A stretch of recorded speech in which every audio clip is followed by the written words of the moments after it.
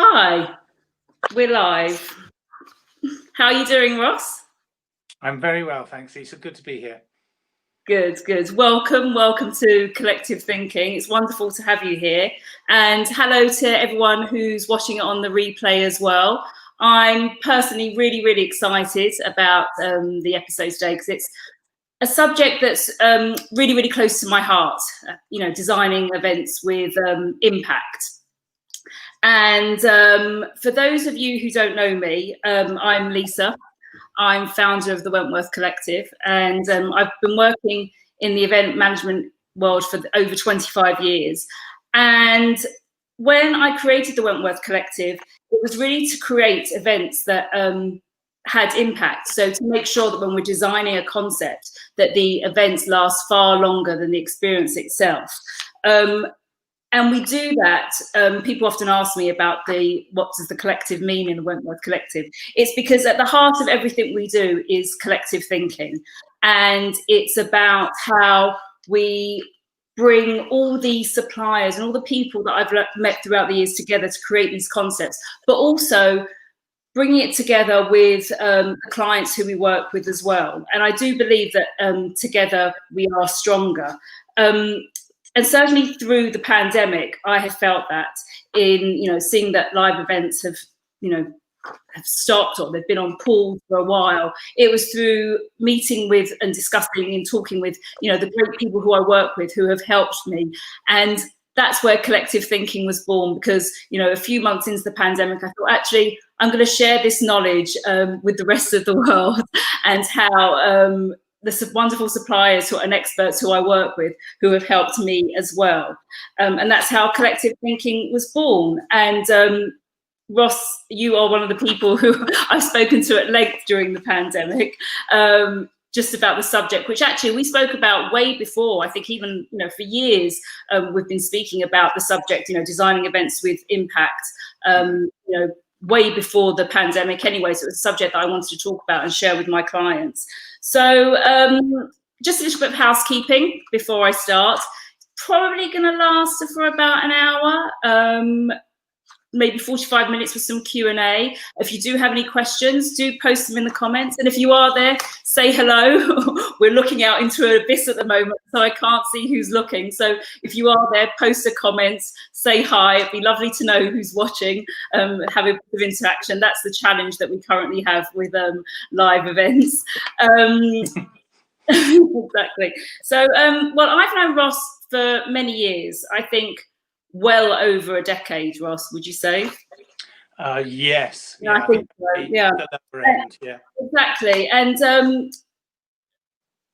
I started working, when I met Ross, you actually helped me on an event. You helped me with a strategy session. And I was designing an event for my team. We'd gone through a huge period of change. I actually think it was after the 2008. Yeah, it was after the 2008 recession. And we sort of had to rally the team together. And I was designing the event, and I remember you talking to me about the outcomes and what I wanted, which we're going to talk about in this session now, but what I wanted to achieve from the event. And what struck me in working with you is that when I walked into the session and actually knowing when I walked out of the session is that I had something tangible to work with. And that's what I really liked working with you on. But I wanted to sort of introduce you formally as well. So Ross, over 20 years, you've developed content for some of the most successful brands, including British Airways, Hearst Magazines and Christies. And, you're so passionate, as I say, about developing these outcomes and engaging audiences. I'm so excited to have you here and actually share our conversations that we have on the phone. I say it's going to be an hour, but we have formed for them lasting a lot longer than the hour. Share with the audience a little bit about your life and events and where the journey started. Oh, right. Okay. My career really began with British Airways, actually, at Heathrow. Sometimes I think I must have been born on a baggage belt because those were all my formative years. I worked a lot in the operational side at Heathrow, on the ground in uniform. And then later on, I went to work on the commercial side, which is fantastic for me. So to work on such a large business to work on the operational side and work on the commercial side. Gave you a very sort of good rounded perspective of the whole business. And then when I was on that commercial side, I worked in a lot of the internal events to colleagues, but also then subsequently a lot of the external events as well. And that was really my sort of whole introduction to the world of conferencing and the world of presenting, particularly for me. And then really, one day somebody just came up to me and said, would you like to come and do this for us? And they whisked me away. And that really sort of enabled my career to take off, because I found myself, Lisa, working then suddenly, having worked in one sphere, which is fascinating, around not just British Airways, but around aviation, suddenly to be working in all these different industries and across all these different markets. It's been a real eye-opener, but that's brought us to where we are today. Fantastic. Well, as I said to you before, I could talk to you for hours about this subject. We're talking about how we design events with impact. And we have been talking about this for a while. I've been reading, you know, for people who are watching, Priya Parker's book, The Art of Gathering, which really does talk about the ingredients for a successful event and what is really important. And I think, you know, we were talking before that sometimes I liken an event to, say, a computer, and often you focus a lot on the hardware. You'll focus a lot on the tables and the chairs and the venues. But really what's important, and we know this through owning a computer, is the software and the, you know, what drives it, what's the essence, what's the heartbeat of, you know, what's running through the computer. And often that software needs to be updated every now and again. You're not always going to have the same, you might have the same computer, but you know, the hardware part of it, but you're not necessarily going to have the same software. And that's what we're going to be talking about today. And knowing that on the 1st of October, hopefully, fingers crossed, but it depends, regardless of the 1st of October, if live events are happening in, you know, in person, there still is this essence and this formula that we need to have, which again we've been talking about, that regardless if it's in person or online, what we're going to be talking about today are sort of well, it's in two halves. First, 3 elements that are really important in designing beforehand, that design and development, and then what we do with that design and development afterwards. And certainly the pandemic more than ever has forced us to use this formula, so to speak, more than ever. So, I mean, in your experience, Ross, my first question to you, what role do you think that live events play in an organisation strategy? Well, as you say, it's very poignant right now. So you could ask that, you can answer that sort of generically, but I think maybe try and answer it now specifically. So if I think about that, I think you said earlier that this has sort of, our thinking has changed during this pandemic. And I think what's happened is that this pandemic has forced us to think very consciously about the way that we do things, generally within business, but in this context specifically within events. And I think it's forced companies to look at doing things more sustainably, for example. You hear companies talking about, you know, could this be our opportunity when there's been so much talk about being more environmentally friendly? Could this be our opportunity to really turn around our businesses in environmental context and think about the way that we do things environmentally? But something else I think that's very poignant is we've got companies who have realized that they have almost like what I call a higher purpose in doing something. So it's forced them to think about what they're really all about and what their future is and what their role is in not just within their own context, but within society and within business and within the economy. What's their role? And we've got people making, you know, like PPE and things like this for people, which they never would have done. So I think it's got people thinking about that higher purpose, that greater good. What is it, that greater good that we serve, that we have a duty to, a responsibility for? And I think in terms of conferences, Lisa, I think this is where it's very poignant. I think this is changing the conversation. So when we talk to people about, you know, what are your hopes and what are your aspirations, I think now we need to be talking to clients more around how things have changed for them. Because I think when we draw people back in, whether it's live or whether it's on Zoom, people will see that there is a noticeable difference in the way that we talk about our business. One of the things I've noticed, and I won't go on too much about this, is I've noticed a greater sense of humility in the way that people talk about their business.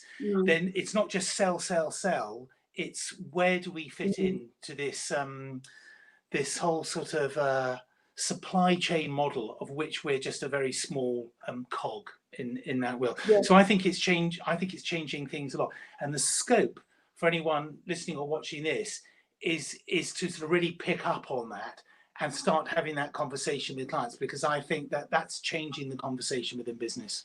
Yes, and we're going to talk about, well, I think respect as well. Like in talking about events, we were talking about before, talking about humility and about a greater understanding and a greater good, but also respect for people's time, especially in organizations, running events.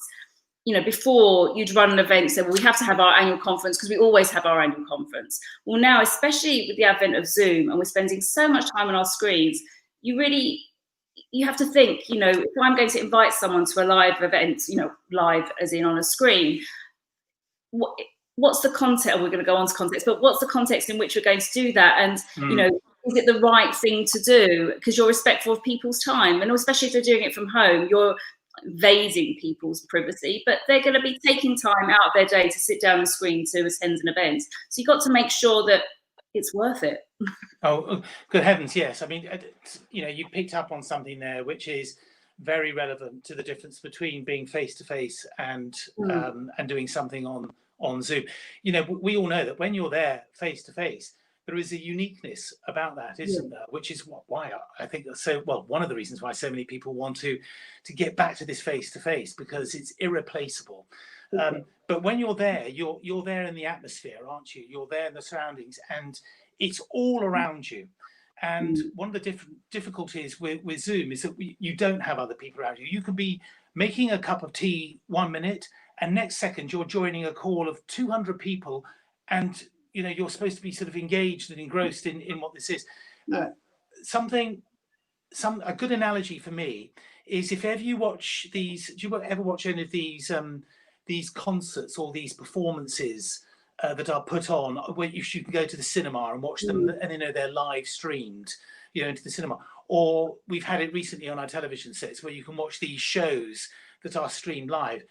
They are fantastic, and we're engrossed in them. And one of the reasons that they work so well is because they do manage to create that sense of atmosphere around you. The sets and everything around are fantastic, and you can really be engrossed in it. You don't want to leave your seat while you're watching it.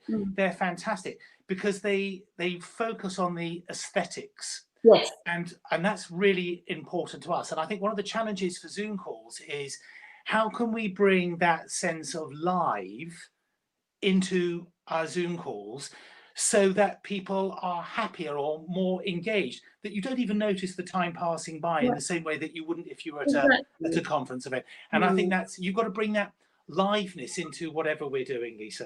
No, absolutely. Yeah. And, that's really important, because you need to engage with the audience. You need to make sure and you keep their attention as well. So let's get onto the meaty stuff, Ross. And, where do we begin? We've decided that we want to organise an event as you're building on what you were saying before. We know that, there's a greater purpose. There's a reason why we're doing it. We've discussed sort of a 3-stage approach. What would be if an organisation is thinking of organising an event, before we go into the venue, before we go into the content, which is quite different to what some organisations do, what do you think stage 1 is?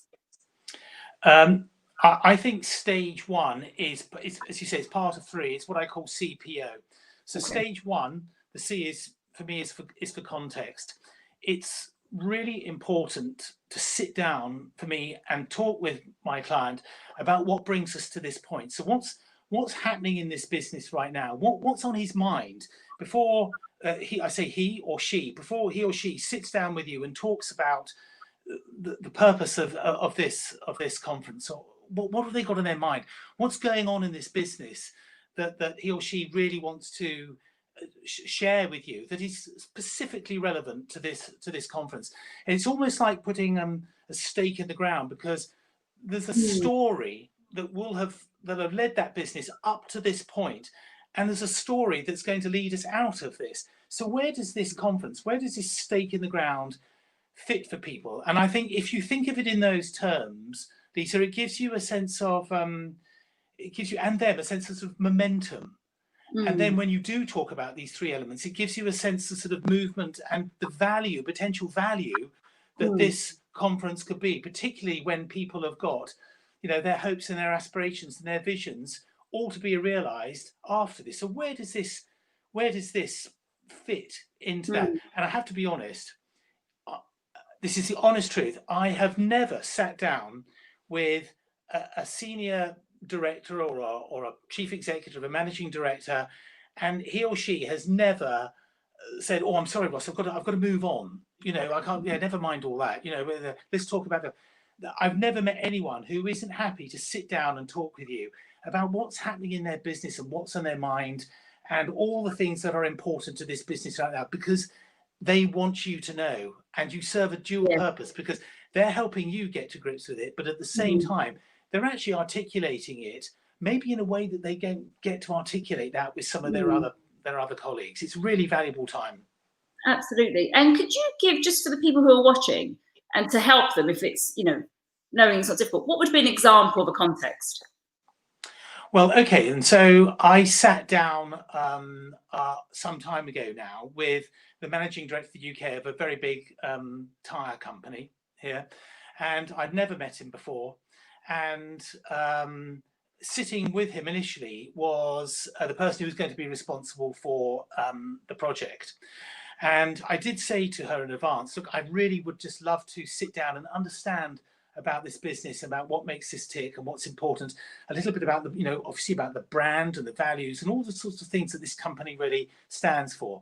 And we chatted for some time about the performance of the business, how they were doing right now, what was on people's minds, and some of the challenges that they're going to have in the UK and Ireland in the next year. And it was going to be a challenging year. This was a business that had done really, really well, and yet they knew that there were some challenges coming up that they were going to need to make a step change in order to pursue that. So they didn't want people to feel like, well, we've done really well, surely we don't have to change that much. It's just, you know, just more of the good things that we're doing.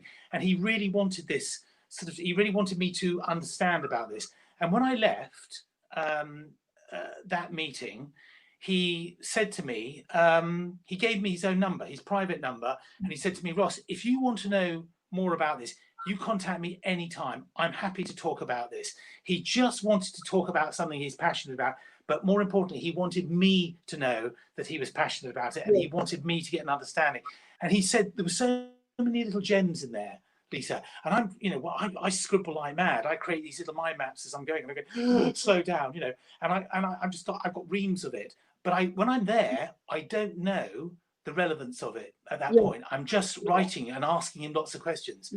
But Lisa, it's gold dust. It's gold dust for later on. No, absolutely. When people are free flowing and they're talking, you know, I'm just thinking, you know, at the moment there are certain events that I'm planning with some of my clients, and some of them are reward and recognition. And a lot of them are in these luxury place like hotels and VIP experiences. Obviously, we're not able to do at the moment, but the context in which we have this live event is that they want to reward their staff. So actually the conversations we're having at the moment are around, well, we know we need to reward our staff. How can we do that in another way? So I guess that we, you know, the other point that we were making before was around, you know, the context of events. So again, just building on my point about the reward and recognition, the question that you have to ask yourself, I guess, is what would life be like? You know, what would life look like if we had a timeline, if the event existed, you know, before or after? What, you know, in the business, you say that stake in the ground. So we have to ask ourselves, should we run the event or not? If we do, what difference would it make to the business, and what difference would it make if we don't? Yeah, absolutely. And I think that probably relates, I think, to the P of my CPO, because the P is about purpose. So what's the purpose for having this? And yeah, it is. And I think, you know, everyone wants to feel like we're doing something purposeful it sort of gives us meaning, doesn't it? There's a reason why we are doing something, and it sort of gives us a resolve to do something. Because another way of looking at purpose is this word resolve. You know, if you know why something is really important to you, or why it's important to this business, or why you're doing this conference, it strikes you on an emotional level. And if you know why you're doing it, that gives you the resolve to be able to want to do it really well, and to be able to see it through. So that sense of purpose about why you do something and why you do it now, which is your point about why should we be holding this event at all, gives you that strong sense of purpose. And if you can just sort of filter that through, that why, through to the people who are going to be coming and the people who are going to be contributing to your conference, you're far more likely to get a deeper level of engagement with them. Don't just tell people what you're going to be doing with them, but talk to them about why we're doing this and why it matters that we're doing it, because you're far more likely to get that level of engagement. And there's quite a well-known sort of saying in this area, which goes like this. It says, you know, if you don't know what your sense of purpose is, your audience certainly won't. No. So you need to be able to convey that sense of why we're doing that sense of purpose for doing this. People won't always agree, and this goes for generally in life, Lisa. People won't always agree with everything that we do. But if they understand why we're doing something, yes, we understand why something, then we're far more likely to go along with it and to buy into it, because we understand the rationale, we understand what sits behind the content, and that's why. So purpose is key to us. So we've got the context, and I think I mentioned to you that someone once said to me a great phrase, it's very succinct, and he said to me once, Lisa, know why, no way. And so I always have that in my ear when if I'm doing a briefing with a client and I still can't get to that why, I think, well, this conference can't run if I don't know why they're doing it.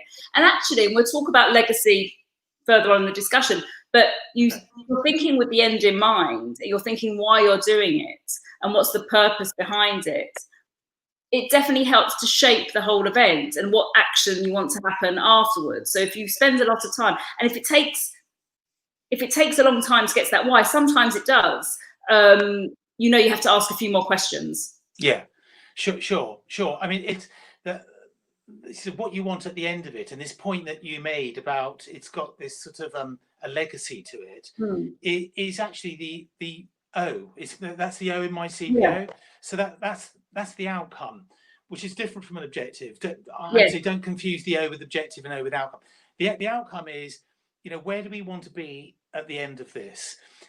What greater level of understanding are we looking to have created in order for that legacy to become a reality for it? What will give us this sense of momentum that people feel like I'm a part of that and I've got something to contribute to that? So what's really important when you're looking at outcome is to think about the individuals.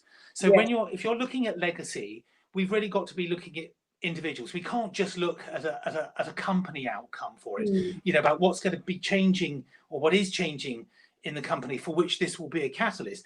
I think we've got to be thinking about more the individual. Is that what does this mean to me? What's my part in this? What's my role? In a way, what's my own legacy going to be, on an individual level? So what's my part of this? And therefore, we've got to relate to people on a personal level in that outcome. And it might be an action that we're going to take. That could be an outcome. It could be an action for the business. And there are things that we can talk about with companies that would help them create that sense of momentum.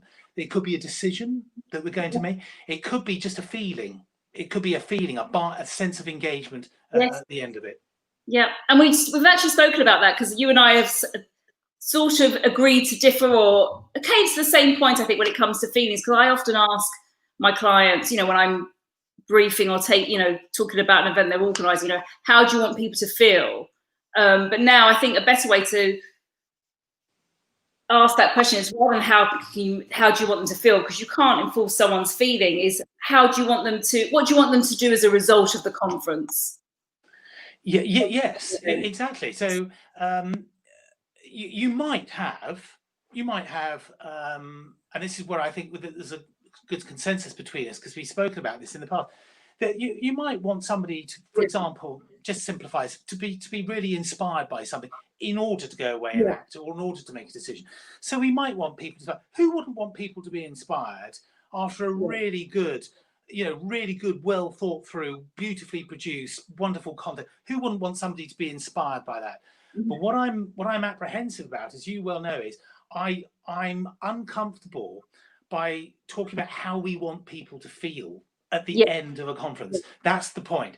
And I think we had to be careful when we're having those conversations with other stakeholders that we work with, the people who are going to help us produce this event, and the people, the clients that we're talking to, who are going to, for whom we're doing this. Because the reason we've got to be careful is we don't want to group everybody together in how they feel.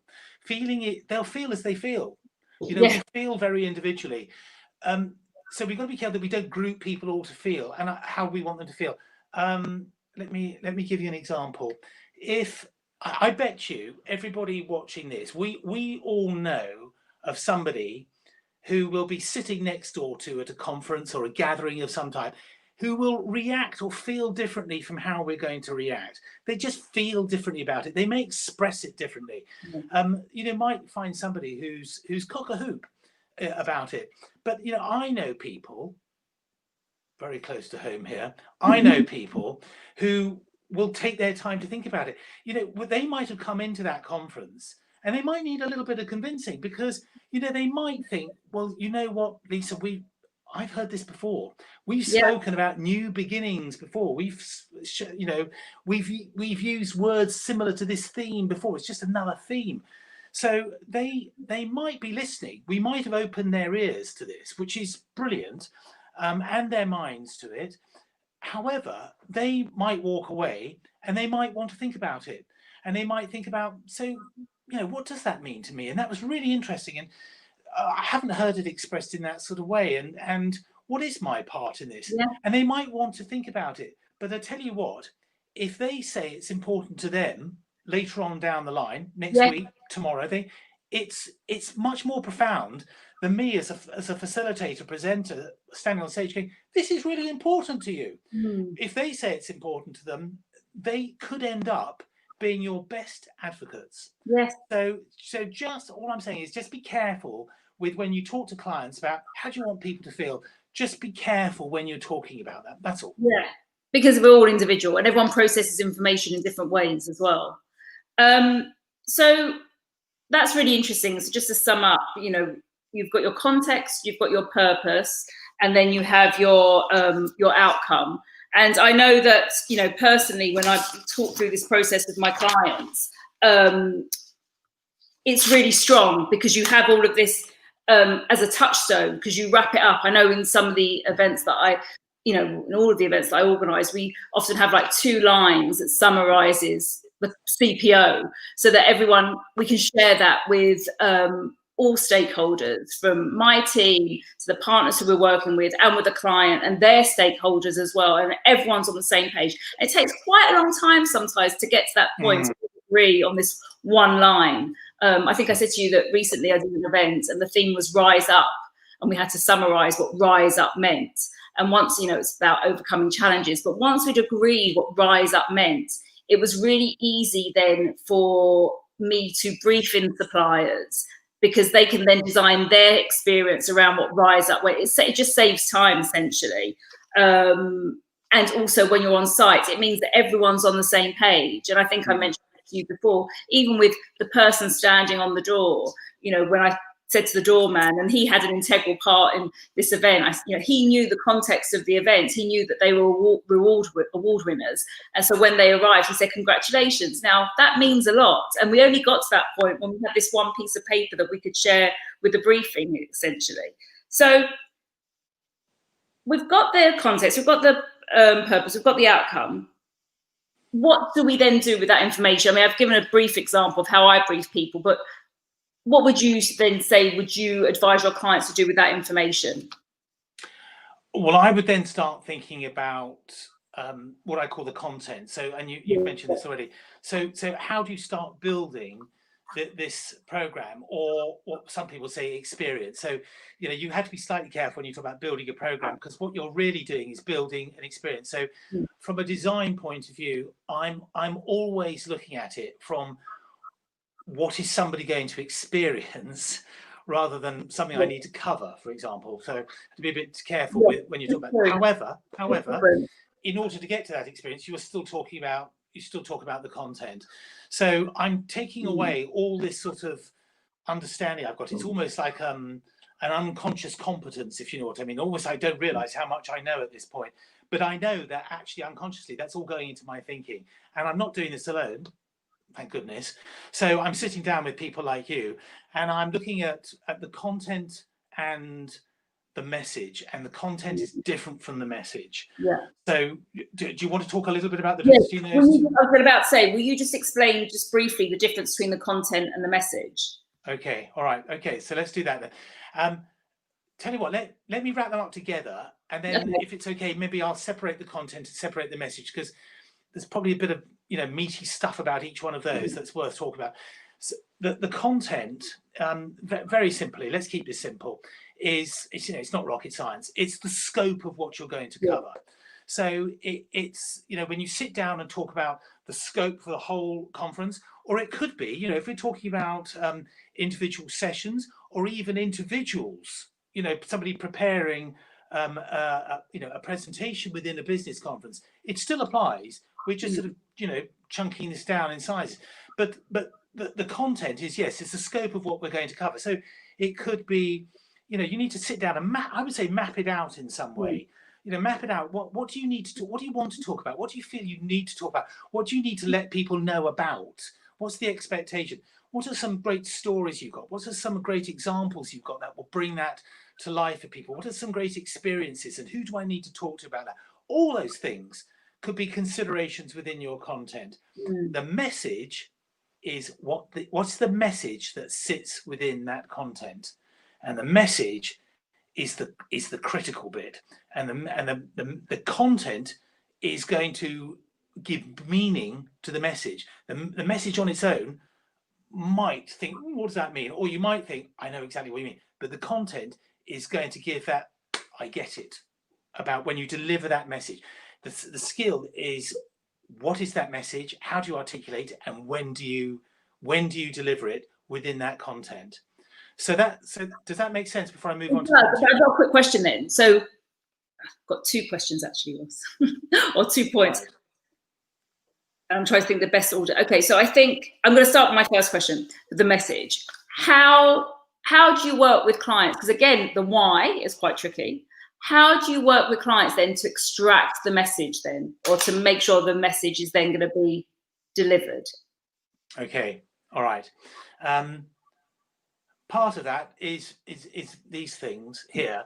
That you know, when earlier I said sometimes you don't even realise the significance of something that somebody's told you.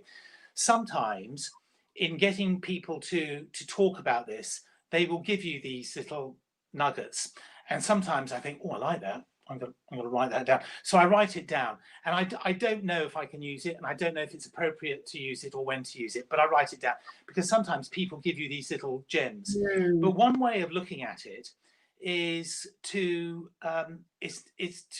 when people have talked about the content of this, is to talk about what I refer to as the essence of something. Yes. So when you sort of step back from this, what is the essence of this? So if you think about the word essence, I like using it a lot. It means, it's like, you know, the essence literally means like the concentrate of something. Yes. You know, it's like the kernel of a nut. Yeah. It's like, what's the concentrate of that? And there are some wonderful ways of thinking about the essence of something. I mean, if you wanted to think of a different analogy, it could be like the soul of something. Yeah. If you don't want to get too deep about it. Sorry to interrupt you there. We sometimes call it the golden thread. So we think like a stick of rock. So I sometimes liken it to a stick of rock. So if I think of the whole event experience from the first invitation to the moment that they leave, if you were going to cut the stick of rock, that essence, you would see it the whole way through. Oh, absolutely. And if you look up a definition of essence, which I did ages ago when I thought, I like this word, And it said, and I really like this, I've never forgotten it. It said it's the essential quality which determines its character. And I thought, that's brilliant. Wouldn't it be lovely to give a program a sort of character? It's not a word that's often used when you're looking at the design of a conference, but determines its character. So that tells you, what's the character of this event? What's the character of this session or of this presentation? It gives you the essence. Now, to come back to your point about how do you find the message, often when you look at the essence of something, you talk about it, you will find the message within that. The more you talk about it, that message will just jump out at you. It takes a little bit of time, may take a little bit of practice. You might want to talk it through with a colleague. You might want to talk it through with the client and say, look, this is how I see it. What for you is important about that? What's this really about to you? And see if you can get them to articulate the message, or articulate it and sound them out. Say, it sounds to me like this. Well, how close am I to getting this? And they'll go, bingo, that's it. Or they might say, well, let me fine tune that. And it takes a bit of practice, but these messages will begin to emerge.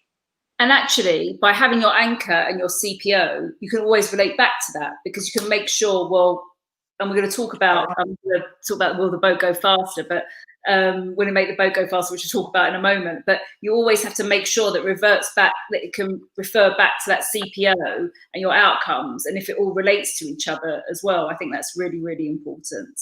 The point that I was going to make before about the content is, when we're talking about the design, something that we're really passionate about is about the flow of the event and the architecture.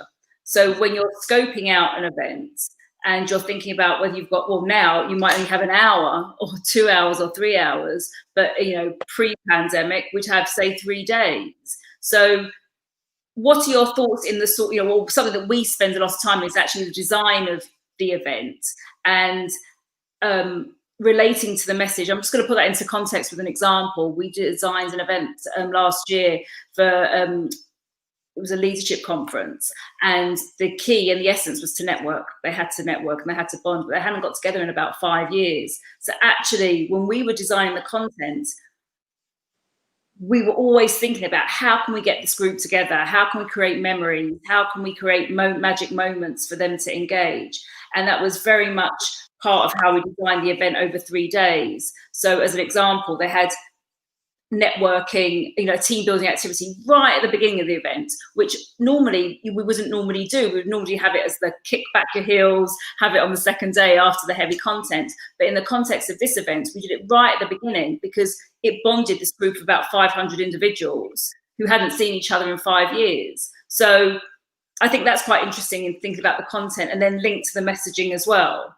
I don't know what your thoughts are in event design in terms of the agendas. Yeah, I mean, we've probably all gone along to a conference. I mean, immediately came to my mind when you said it, and I was thinking, oh my goodness, how many times have I been to conferences in the past where it's a unique opportunity? So maybe we haven't met for a long time, or we meet once a year on an annual conference or biannually or whatever it is. And so the temptation is to pack everything in. It's like, how much stuff can we get in this? Because we don't get this opportunity to stand up in front of so many people and deliver so much content and so many messages in one go. So we do tend to do this, and we tend to think about a program about being a day that goes from here to here, and lunch is at 1. We need to take a mid-morning break at 10:30. So what slot can we fit in between 11 and 12:30, 11 and 1? We do tend to think like this. So I think we do have to open our eyes. And to open up somebody else's eyes to that, you're very good at this, is to go back to, what's our real purpose for doing this? What opportunity does it give us? And over the content, so I have, when we talk about messages, here's a message that I think is very poignant, and it comes in the form of a question. And it's a question that I ask clients a lot, but there's so much content for me that fits around this message when I'm talking about what goes into a program. And the question is this, what unique opportunity does this conference provide you with that you couldn't do in any other way, or you couldn't do better in any other way?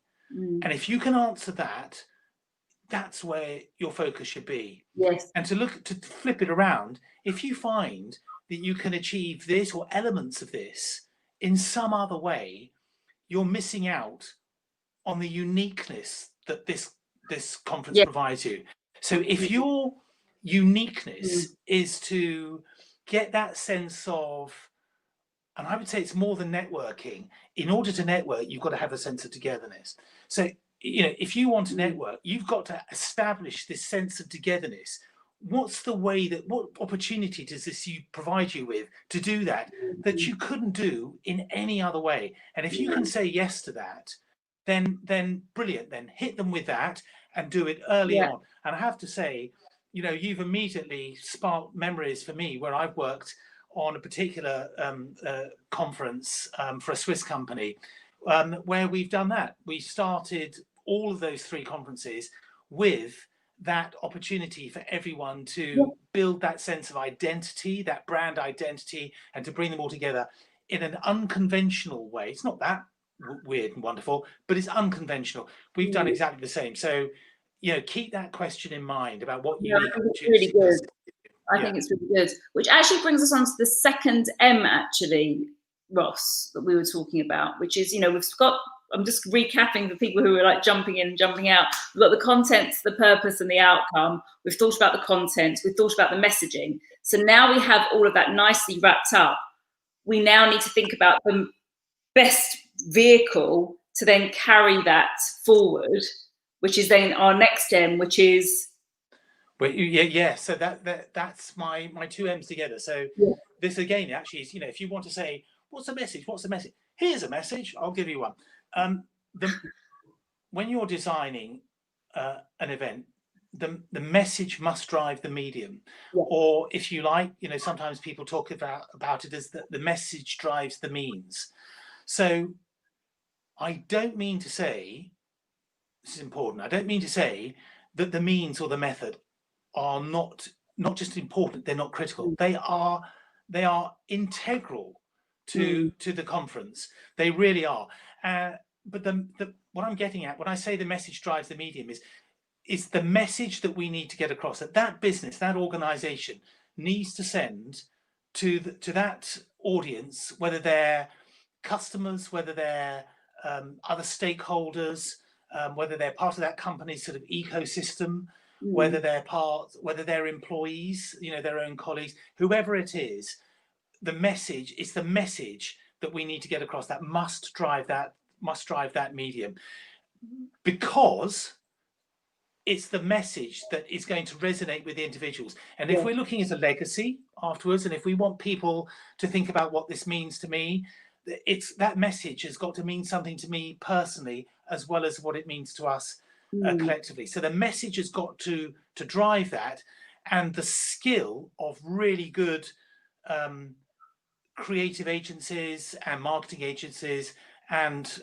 the reason that we work together, if you don't mind me saying so, the skill of that is to be able to work on those things together, and for people to appreciate the importance, the relevance of the message, into thinking what is the best way to deliver that message, to give people an opportunity to articulate it and to embed it, and give us the vehicle, as you say, to use your word earlier, the vehicle to be able to put that across with real impact that says, I completely get that. And that's the skill of people like you, and the skill of really good creative agencies. Thank you, because it's the me you want, and that's where it's going back to the beginning of that anchor of making sure that you have a way to carry forth that message. And I think we were talking about an example earlier about how, you know, I had a client of mine, you know, pitching for an event, and they wanted it to have the wow factor. Again, it was, you know, people who hadn't, you know, got together for a long while, and we were really through the kitchen sink with the wow factor, but I wasn't quite getting it. And eventually I managed to get a meeting with the client, and I said, please, will you please explain to me what the wow factor is to you? And I remember the client saying to me, and she said, Lisa, you know, last year we ran the same event, and we went into the venue and the hotel, and the hotel had these amazing floor-to-ceiling windows, and there was lots of lights coming into the room, and we all walked in and we said, wow. And that was just brilliant, because then I knew, and then I got it. And then I scuttled off and found this wonderful venue, which had lots of space, lots of, natural daylight, and it worked perfectly because it matched what they thought, what their messaging was and their outcomes and what they wanted to try to achieve.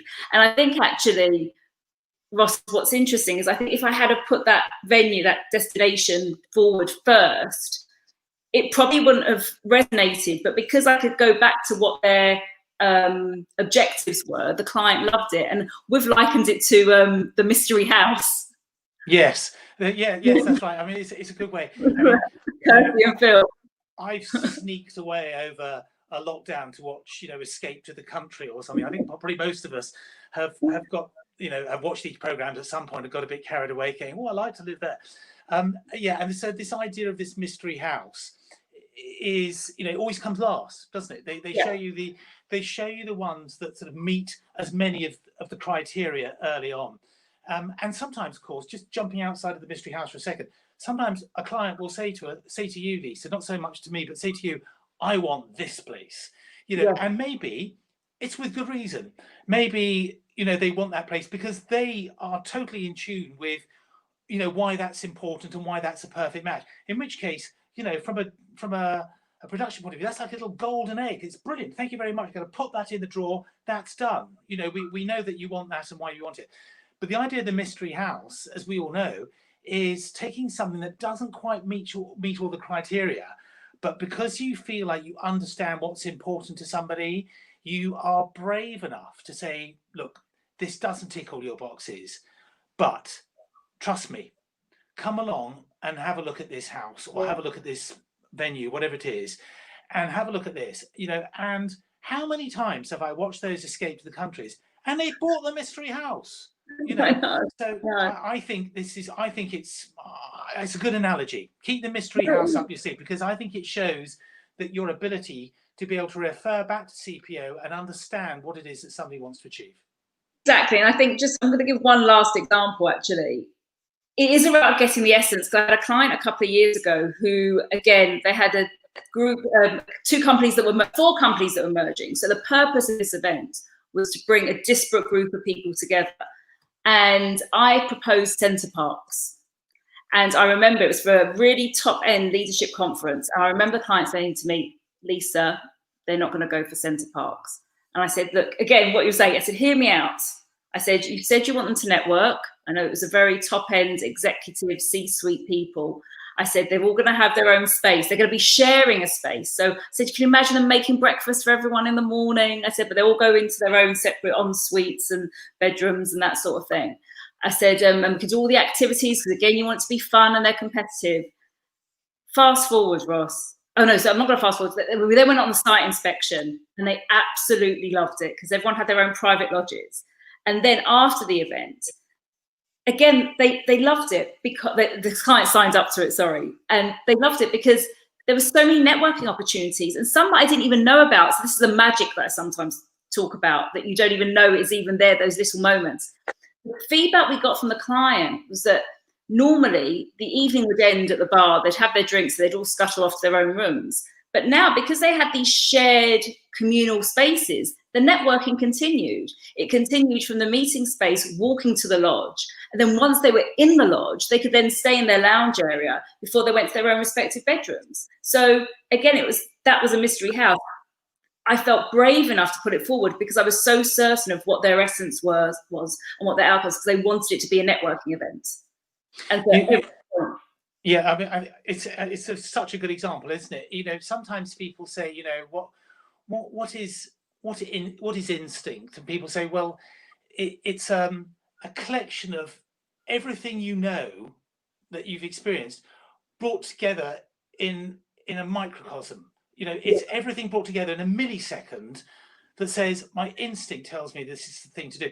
And sometimes, when you do recommend these places like you do, it's that ability, your role, if you don't mind me saying what your role is, but part of your role is to bring together all these different things that you've got from your creative point of view, from what the client said, from what customers said, from what all these different things and your experiences have said, and said, I think this could be the place. And that's really what you do. Yeah. You're bringing all these things together in one sort of experience. Sometimes they're going to go for it. Real world is. Sometimes somebody's going to say, no thanks, this is absolutely brilliant, but I want that that barn over there. Yeah. And that's going to be it. And we were saying that, it's absolutely the client's right. Always, they have the final say. They choose the final solution, but I think we're the storytellers, and we're trying to help them tell their story. So we will try to help them take this narrative, of their essence and convert it. I think of it as a funnel. If you have your CPO at the top, and suddenly you're filtering everything down to create this story from beginning, middle, and end, which has come from the CPO at the top. I'm just thinking, Ross, we have 10 minutes left, and as usual, we could always talk a long time. I don't know. I mean, we can carry on talking, but I think we could. I'm just thinking about what we were going to say. Just one last point I want to make on this before we go on to the last point, which is legacy. For the last 10 minutes, we spoke about the book of, in packing everything in. So let's just say, as an example, you've got lots of elements. You've got a jam-packed agenda. You've got a creative agency like me trying to throw everything at it. How do we decide what to keep in and what to keep out as part of constructing our events? And I think we spoke about a wonderful book that you've actually recommended to me. Oh yes, yeah. Okay, so this is a book called "Will It Make the Boat Go Faster?" Many people watching this will be familiar with this book. It was written many years ago by a rower, Ben Hunt Davis, who rowed in the Great British Eights. So this is in the team of 8 people. And I think there are two sports, Lisa, which epitomise teamwork and togetherness in my experience, and I've been lucky to work in both. And one is rowing, and the other is in cycling. I've been very lucky to be involved in the World Cycling Championships, and those are the ultimate in teamwork. And he wrote this book, Will It Make the Boat Go Faster? And to cut a very long story short, he was in 3 Olympics, and his last one was the Sydney 2000 Olympics. He was in the 8s for that, and they won the gold medal in that. And what was the difference? What was the difference between previous occasions and that occasion? And he has this sort of this mantra, if you like. And in a way, it's a message in itself. It's just that you've got to turn the question into a statement, really, for a message. But what he was saying is look, will it make the boat go faster? You can consider all these different improvements that we make to the boat, to our team dynamic. You can consider all this and you consider all that, but are we going down a blind alley? The bottom line is, will this make the boat go faster?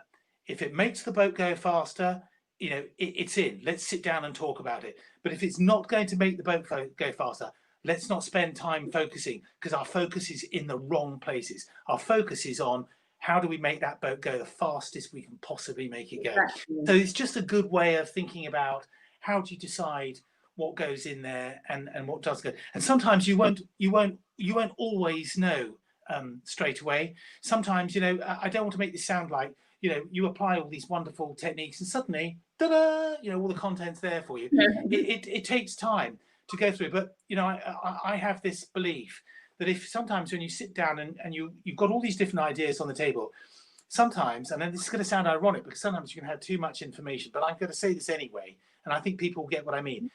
If you don't know what to do, it's because you haven't got enough information. Yeah. So what I mean by that is what information, and sometimes, we sit round tables and people, we're thinking what to do, and people goes, oh, here he goes, Ross, here we go. If we don't know what to do, we don't have enough information. So what information are we missing? What is it that we don't yet know enough about? What is it that we need to go back to the client about? Or what do we need to go back to the CPO and remind ourselves about? Or what haven't we shared with each other that will actually make it pretty obvious what we have to do? Yeah. So it's a good way of thinking about it. I think so, because it's a good marker. So, I think the final point then, just before, we sort of close and wrap up and take any questions if anyone does have any. And by all means, if you're watching, you do have questions, do post them in the comments, because we'll pick them up and make sure we answer them at the end, is legacy. So, we've developed the story, we've got the CPO, we've got the messaging, we've got the medium. What happens? The event finishes. So what happens, at the end? What happens to like the lifestyle? We're designing it. I believe I always say you have to start with the end in mind. When we're designing the event, we have to think, well, what are we going to do with those pieces? What's the life cycle of that content afterwards? I think especially online now, because people are consuming content online. I mean, even this, when us designing this, when we were designing it, we were thinking, well, not everyone's going to be watching it at the time that we're delivering, the Q&A, so they're going to be picking it up afterwards. What are your thoughts about legacy? It comes back to almost where we started. This sort of stake in the ground is like, where does this fit in the context of this journey that we're on? So, if I don't know what the point of origin would be, but I often talk about this point of origin that takes you through on this continuum, and here you've got this opportunity, this conference, to give yourself more momentum as you come out of it. So you need to have thought about this before you go into it. It is not an afterthought. We need to, from the outset, we need to be thinking about what is that sense of legacy that we want from it. Where is this going to take us as a business, and where is this going to give you an opportunity to be able to sort of implement things, trigger things, because you can use, you used your theme Rise Up earlier on. It might be appropriate for people to use that theme in subsequent activities that you do afterwards. A really neat trick, and don't tell anyone this, because this is my little secret, so don't tell anyone. And I know it's just you and me, but sometimes what I do is I just to give people this sense of momentum and to bring this into some sense of sort of a meaningfulness for them, I ask companies to think about what they're already going to put in place. And so they thought about it. And so when people go back, there's a difference they notice. So it might be something in the office, or it might be something on the coach, or it might be something that happens the next day that they're going to launch, or when they get back, there are little mini sort of little sort of podcasts set up that they give it the sense that people contribute to it. Or if it's international, something that's happening international, I've arranged for somebody to come over internationally and share some of their experience. So you can actually set them up in advance, and it just gives people this sense of momentum. So the legacy is really important. But I'll give you one message just here about legacy to end with, which makes this legacy really poignant. And it's this: it's every conference is a window on your business, how it is now, and how you want it to be. So what you can do on your conferences, you can begin to model through the message and the unspoken message how you want this business to be in the future. So the legacy is more of that. It's how do we replicate this?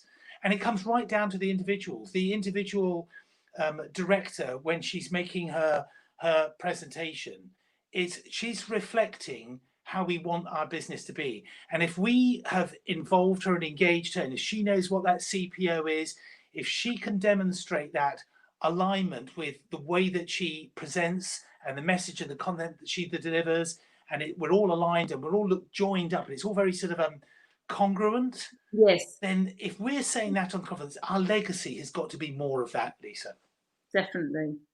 No, I think that's wonderful. I think that's probably quite a good point, Ross, to sort of end on that point. We do have one question.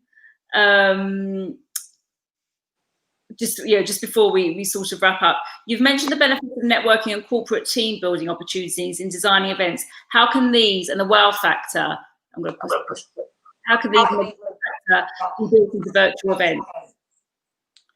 Oh, so how can you build that wow factor into a virtual event? Yes. Okay. The great thing about virtual events is that the technology is a brilliant enabler. So I think one of the keys for virtual events is to identify all the different capabilities that virtual events will give you. So first of all, I would start thinking about the purpose of a virtual event.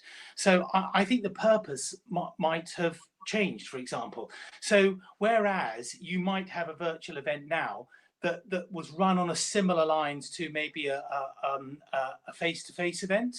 So you might have been thinking, well, how do we carry on doing what we were doing, but in a virtual environment?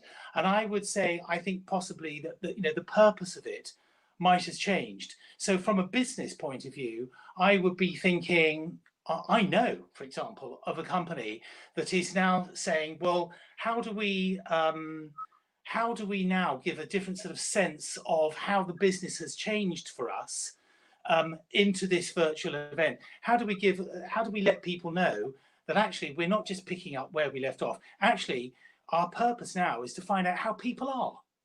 So how do we connect with the people who are maybe homeworking or getting used to that? How do we connect with them so that they feel comfortable doing that? And how do we let them know that we're thinking about them and what life is like? Because I tell you what, life can be quite stressful when you're working from home day after day, and it brings its own sort of anxieties. So I think, from my experience, people working from home often end up working longer hours, not fewer hours, because they can't escape the environment. You're all the time thinking about this. So I think there are a few practical tips, like why don't we, with virtual events, why don't we give some people some practical tips and techniques around how to use the virtual? So how to set yourself up, for example, in front of a camera. What sort of environment do you need to set up? Could we set up things in advance? So let's tell people, just as you would on a real event, let's tell people what the purpose of it is, and let's engage people before we get sitting on that chair, so that they're not just going, oh, it's 5 to 7. God, what am I wearing? And put something on, and then suddenly, boom, we're away. So I think we need to engage people more. And then when you show stuff on screen, don't be showing it on screen for the first time. Show it on screen as something that you've already sent them in advance, and then show them the real meaning. Deliver the message, give them the content, but deliver the message on that screen. You've got to focus on the message. Yes, no, that's really good advice. Really, really good advice. Well, thank you. I mean, just to wrap up then, I mean, to summarize our sort of, for people coming in now, just to summarize our blueprint, which can be changed. You're welcome, Peter. Which can be changed.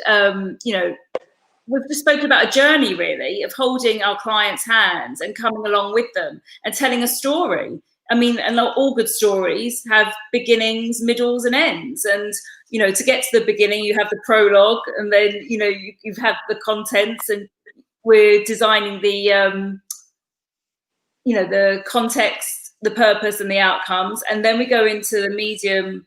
The message, the content, and the medium, and then we're thinking out about the end. So I think chunking it down into those stages makes it really important, but starting at the beginning, would you agree, to get that? That's where the work starts, and I find that as well, that a lot of the time is spent in that pre-production, that context, which often we do, as I said at the beginning of the talk, we sometimes focus on the hardware and the venue and the destination, rather than thinking about that heartbeats and that essence of the events, which, as I said before, is still valid, whether it's virtual or in person. We still have to spend a lot of time thinking about that. It doesn't make any difference the medium which you're carrying that. You still have to have that context, that purpose, and that outcome. Oh yeah, absolutely. And those aesthetics that we spoke about earlier on are important. The aesthetics that we get. How do you create that atmosphere? Yes. There are all sorts of things that you can do, which I won't go into now, which you can do with that technology, which will help you. Exactly. We'll keep that for another day. But yeah, and that whole summary that you've just done is just, all it does for me. It's nothing particularly clever about it. It just gives me a way of thinking, and it gives a client a way of thinking. And you know what? When I've done that with a client, I've never had any pushback from that. There might be pushback in terms of the practicalities of things, the logistics of things, where you've had to book a venue in advance or something, or you've had to make certain arrangements. But you know what? People like it because it makes sense. It follows the story, and everybody likes to think of this narrative that takes you through, because it makes it much easier for people to engage with. Definitely. And I think, as we said before, we knew this when we were planning this talk, that there's so much to talk about. We could talk about presentation designs and presentations and communication.